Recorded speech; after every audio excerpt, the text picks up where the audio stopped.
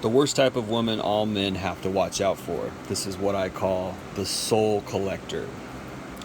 Now, to preface this video, I will say that all women, it's within them to some extent, want always want constant validation because biologically speaking, all women, I believe, have evolved to use sexuality to gain resources, to use sexuality to gain a man's servitude in one way or another. And it's not just that the man is a slave per se, the man is a means to an end for her survival. And this is all intermixed with her sexuality, right? And I've said this before on my channel, and I'll say it again. Women barter with sex. Women use sex as a bartering tool to get what they want from men, whether that's a free vacation, a free drink at the bar, free dinner, whether it's a boyfriend, whether it's simply just narcissistic attention and validation, whether it's a husband, whether it's an expensive wedding, whatever, you fill in the blank. They're always bartering with sex. But I will say that some women are worse than others at this. There's a spectrum, I believe. Like I said, I want to preface this and say that all women, to some extent, use sexuality for her personal gain in one way or another. Again, whether it's just simply for that little dopamine hit, oh, this guy's checking me out at the store, this guy's checking me out while I'm driving, whatever. That is their self-esteem. That is their confidence, right? Most of them. Now, I have to also say that not all women are like this fully, right? So there's a spectrum. Some women are way worse than others.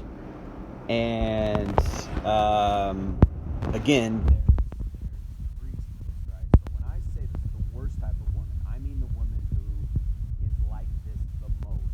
I mean the woman who, and it isn't, in my experience, and from all my years of living on Earth and dating and being around women and observing women, I believe it's a narcissistic trait.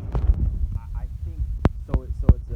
It's very, there's a thin line because again, all women do it, but not all women do it to the extent that some women do. And the one who's the worst is the narcissist, is the one who takes it to such a level where it's so narcissistic that it is kind of a major part of her personality. It's part of her makeup. It's how she rolls. And I will say that it is something that is encouraged and uplifted and particularly in female music. If you actually, a lot of men don't do this, but if you actually go listen to female music, if you go listen to their pop stars, their R&B stars, your Taylor Swifts, your Britney Spears, your Keshas, your Beyoncés, etc. Right? And now they got these rappers which are just horrible. But I mean, if you actually just go listen to the lyrics of some of these young women, these new rapper ladies, it's just sick. It's really sick. The type of stuff that they say, your Nicki Minaj's, your Megan Thee Stallions, whatever. And if you fill in the blank, there's always a new one. I think the new ones are like Doja Cat or something. Stuff that I hear on social media. I don't follow these people, but you hear about it and you go listen to their lyrics. You don't even have to listen. In fact, I would say don't listen. Go read their lyrics on Google and just look at the filth that they're putting out into these young women's heads. Now, I will say that's not necessarily the type of woman that I'm talking about, because the type of woman that I'm talking about is the worst of the worst, and she's good at it. So if you're moderately red-pilled, if you're a moderately woke man, you can avoid most of these type of women. You can avoid most of the nasty, ratchet, dumb type of women, and that's the type of demographic that these young rapper women are appealing to. These young, dumb, or probably very minimally educated, or they don't take education seriously type of women.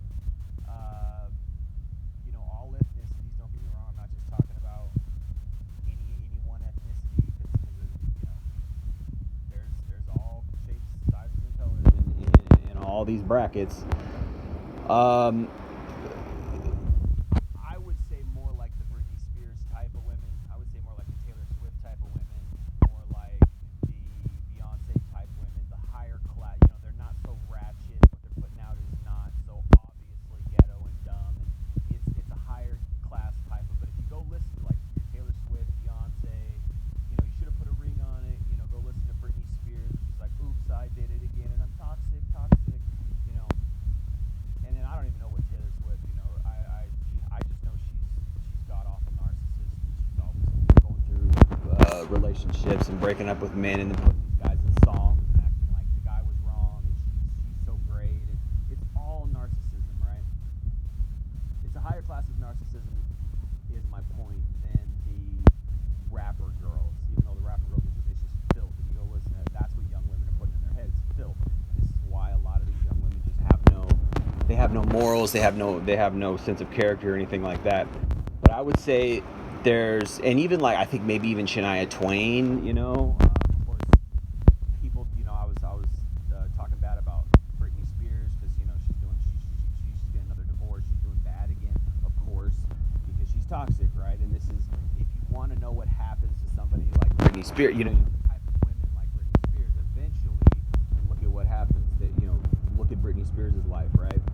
Look at Madonna, you know, and someone told me that Madonna was the Britney Spears of the 1980s.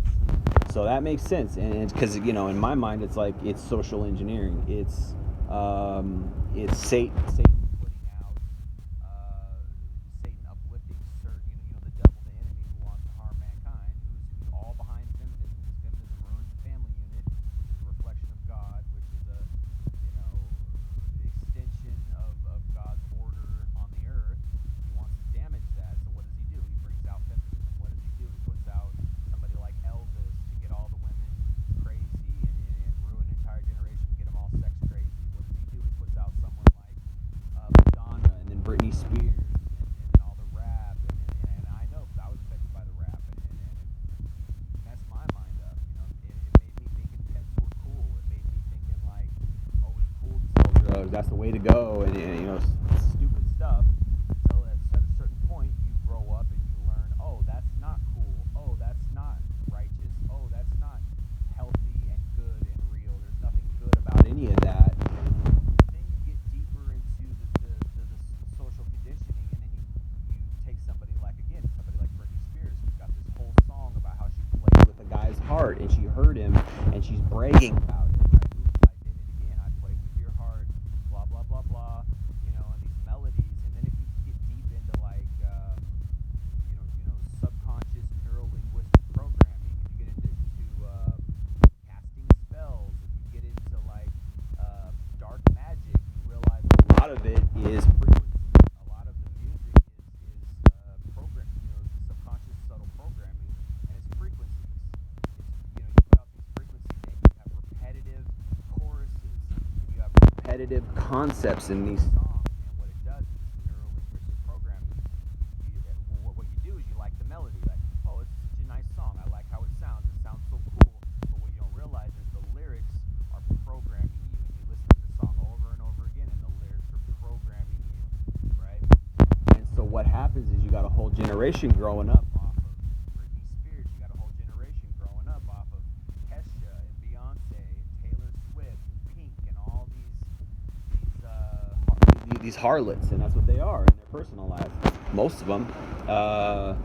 And you listen to their lyrics, and you realize, oh, this is programming these young women to think that they're divas, think that they're, you know, teaches them, you know, go listen to Nicki Minaj. It teaches young women how to use sexuality to gain profits. It teaches them how to whore themselves out. And then on the flip side, you go listen to the male rappers, and it teaches men how to be lustful, and it teaches men how to go after greed, and it teaches men how to barter with riches, and oh, money is what life is all about. Being a baller is what life is all about. There's nothing else in life but to be a baller and to sleep with women and to be a, you know, a gigolo or a pimp or a womanizer or a drug dealer. All this stuff that they glorify in these songs. And then you realize, oh, well, this is just all satanic. This is all just programming. So this type of woman that I'm talking about, right? This type of woman is the one who is probably the most narcissistic, but she's also the most subtle, right? The most narcissistic, but the most subtle in that she's selling love. She's not just selling sexuality. The worst type of woman is not selling sexuality. The worst type of woman is selling love. So she wants guys to fall in love with her. Most women, or I wouldn't say most women, but I would say most of the narcissistic manipulators, they're not necessarily just selling love, they're selling sex. That's a lower tier, because a guy can take sex or leave sex, but when it comes to love, that's what gets a lot of guys hooked. Now, when I made this, when I started this video, I said I called her the soul collector. Why is she the soul collector? Because a man loves with his soul. What's the soul? The soul is the mind. The soul is the emotion. The soul is the heart, right? The soul is the will and all that. So this type of woman doesn't just want to entrap men with sexuality. She wants to entrap a man's heart. She wants to entrap a man to love her. This is the worst type of woman because she fools men into falling in love with her, and to her it's a victory to gain men to fall in love with her. Like I said, most narcissistic women who are using sex to get what they want, they don't want all that trouble. They're not that far gone. They just kind of want to. I want to put my sexuality out here. I want guys to want to have sex with me. And that's it. That's as far as I go. I don't need all that trouble where guys are falling in love with me. Woo, woo, woo. This type of woman wants guys to fall in love with her. This is why I call her the soul collector, because she gains that desire of men to fall in love with her. This is the worst type of woman. The deepest thing that a man wants. And a lot of women might misunderstand this because they think guys just want sex and that's it. But actually, the deepest thing a man wants is to have a passionate, romantic love. The deepest thing men want is to have love. These type of women are not dumb. They're smart enough to know that. And they're smart enough to know that, hey, if I can get a guy to love me, that's even more devastating than if I get him to just want to have sex with me. Right? So she's the soul collector. And this is the one that you have to avoid the most. And it's difficult. You got to go through a lot of life experiences to really be able to detect this type of woman, I believe. Most guys, particularly young guys, don't know how to guard against this type of woman, and they don't know how to recognize this type of woman. They just think, wow, there's this gorgeous girl over here. She's beautiful. And yes, the dead giveaway, as always, is her beauty. Women are always suckering men in with her beauty. But this type of woman's a little different because it's not just her beauty and sexuality. It's also she is giving vibes of like she wants guys to fall in love with her. There's something about it, and it just takes a lot of experience to recognize it.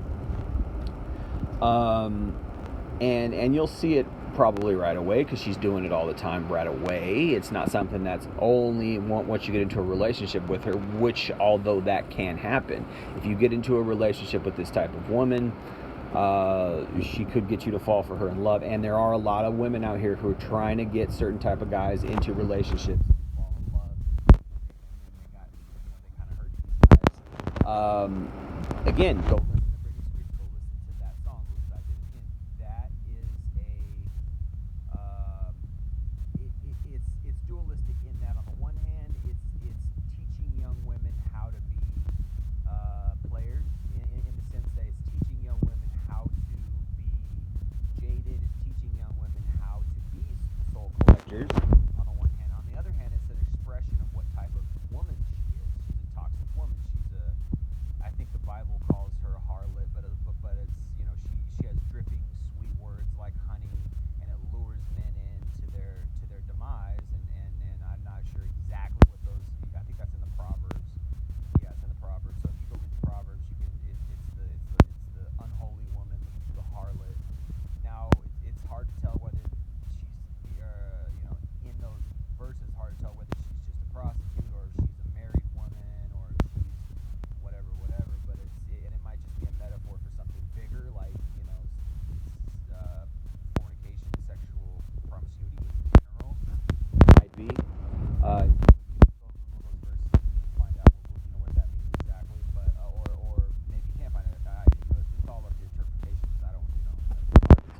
I'm sure there's been a lot of blogs and writings about it from Christians about what that actually means.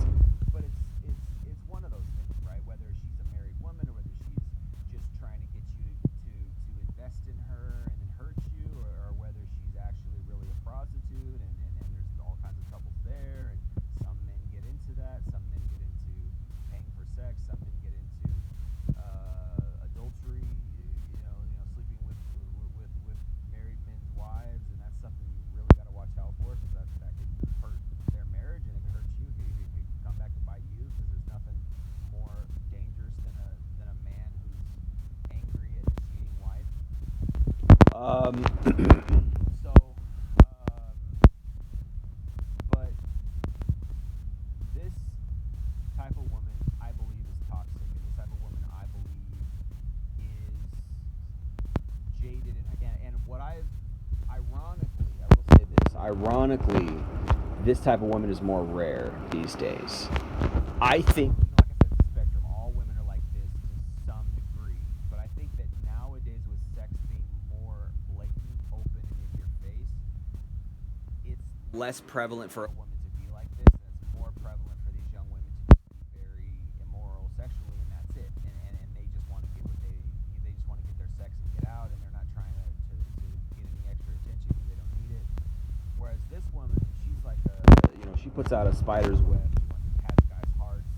I call her the soul collector, and that's her kick. It's not money. It's not necessarily the benefits, the financial benefits she gets from men. It's not. It's the attention, yes, but it's not even so much the attention as it is. She wants that investment. She wants the guys to think about her all the time, and you'll hear this sometimes. You'll hear a woman go, "Yes, queen slave, take his soul." You'll hear that. You'll hear that phrase just from time to time from women. You'll hear, I want to take his soul or something. And even it'll be applied in a sexual manner. Like, she'll be like, "Yeah, I was, pleasuring him or whatever, and I want to take his soul." This thing where you realize, like, she doesn't just want to have sex with you. She doesn't just want to, like, date you or get you interested in her per se. She wants to get you. She wants to ruin you. She wants you to idolize her. She wants you to put her on such a pedestal that she is, all you ever wanted. That's what she wants. She wants everything. She wants your soul, right? She doesn't just want to get free drinks. She doesn't just want to get a vacation or your money or something paid for, or even your attention. She wants your soul, and that's a dangerous type of woman. That's a dangerous type of woman. And this type of woman, usually, the type of guy that this type of woman usually dates is also a narcissist, a toxic guy. These type of women are attracted to toxic narcissist men because they themselves are toxic and narcissists. They will probably never date a regular guy. They'll probably never date a normal, decent dude until maybe after they hit the wall. But this is the type of woman who goes for very narcissistic type of guys. This is the type of woman who think of what's her face? Think of oh gosh, how am I not thinking? Megan Fox. Think of Megan Fox. That's the type of woman and this type of woman is usually very pretty. There's usually something different about. She's not just your regular hot girl. She's not just your regular girl that, like, oh, that girl's sexy or whatever. No, she's the type of girl that's like above and beyond. There's something about her that's like really hot, really special, and she's a different animal. She's a different animal, right? She moves different.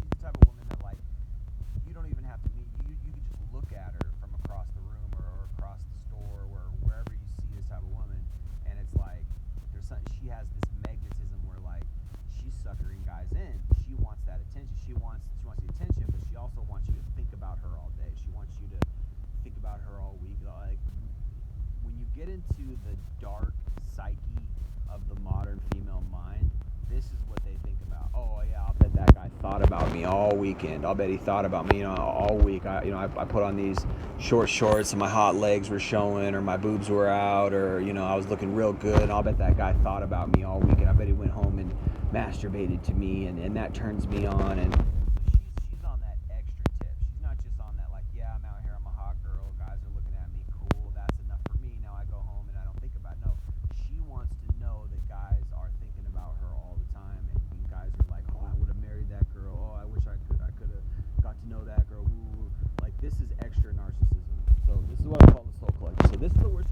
watch out for, because not just because like yeah, you don't want to like give her the attention, you don't want to like think about her, blah blah blah, but also because if you ever end up dating this type of girl, and really probably most guys won't, because the type of guy that she dates is very toxic. The type of guy that she dates has a particular bad boy thing going on, because she's toxic, so she's damaged and she's warped, just like Britney Spears, because Britney Spears obviously is very damaged and very warped, and that's just exhibited in her life. And Britney Spears is an extreme example. Same with Madonna, very damaged, very toxic, very warped type of immoral people, and you can see it from their daily life if you actually study their daily life. I'm not asking you guys to go be celebrity partakers and think about celebrities all day, whatever. But I'm just saying, do a little bit of research about these people's lives. You'll see how toxic these people are, and there's a more subtle type of toxic. Like Taylor Swift is not as obviously toxic as she is. It's just it's a more curated type of red pill awareness, guys. You know, it's like the extra stuff. Like most guys are just like, wow, this girl's pretty. I don't see anything wrong with her on face value. But the guys who are really more mature in the red pill and more experienced with female nature, they'll pick up on the red flags. They'll pick up on the giveaways and the cues and things like that. They'll pick up on the tells, right? It's hard to do, but you have to have the experience. You have to have the dating experience, being around narcissists. You have to have you just have to have experience. And unfortunately, a lot of the way guys learn about this type of woman is the hard way, unfortunately. But again, like I said, a lot of times most guys won't date this type of woman, because this type of woman is like, she's so damaged and narcissistic that, and toxic, that she only really goes for damaged, narcissistic, toxic, bad boy type of guys. And so probably you wouldn't date this type of woman, but it's something to watch out for. It's something to keep in mind.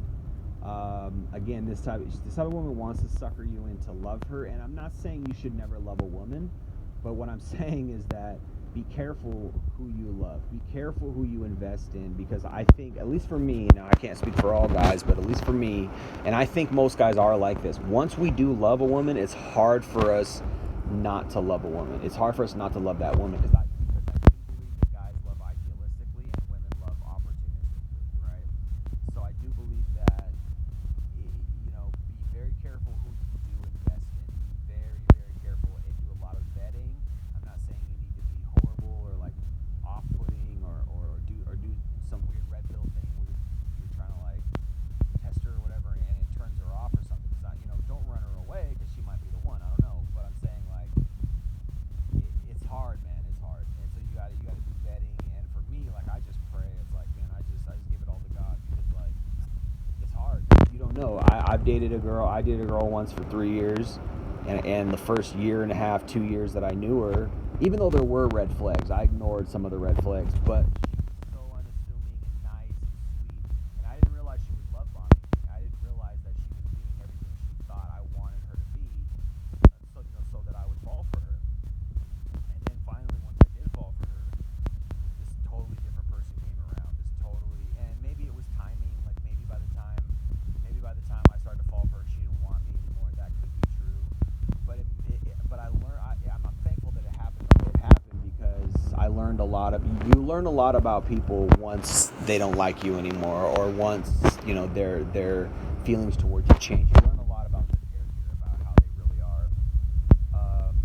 And then also it was just God looking out for me, I think, too, because He knew that this type of woman was not the right type of character woman. Because you unfortunately, this a lot of times has to be learned the hard way, and it comes out in a divorce or something like that, or comes out in a bad breakup.